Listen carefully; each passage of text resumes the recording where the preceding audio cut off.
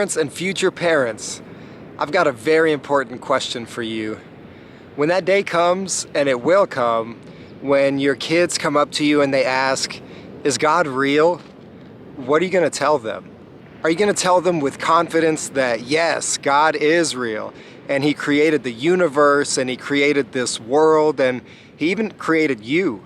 Or are you going to tell them something like, well, there's actually a lot of different gods and different religions, and a lot of people believe in a lot of different things, and in the end they're all kind of the same, and they really just lead you down the same path and in the same direction, and in the end they all actually lead to the same place? Or will you flat out teach them that there is no God at all, and that there's actually nothing more than what you can see and touch? When I was growing up, we weren't a family that went to church, except maybe on Christmas once in a while. We weren't even a family that really talked about God. My mom didn't know much about God or the Bible or Jesus. But let me tell you one of the most valuable things that my mom ever did for me. From as early as I can remember, my mom taught me with confidence that God was real, and that Jesus was the Son of God, and that somehow Jesus was God.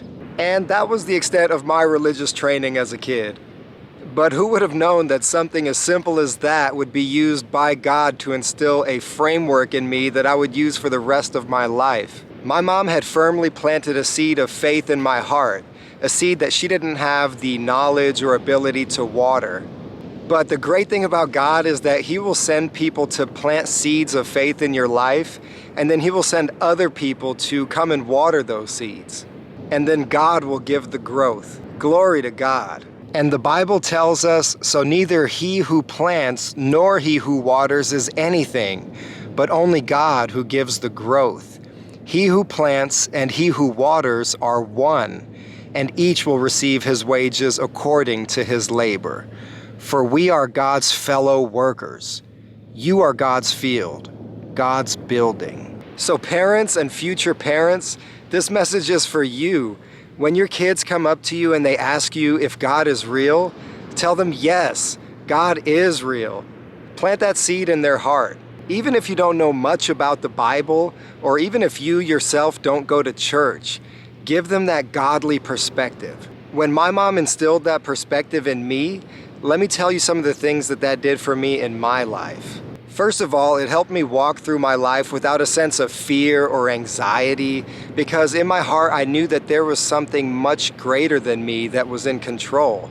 Someone much greater than me that was in control. It really breaks my heart these days to see so many young children walking around with fear and anxiety, and I'm sure that a lot of that has to do with the fact that they're being taught that there is no God, and that in fact humans are the ultimate authority in this world.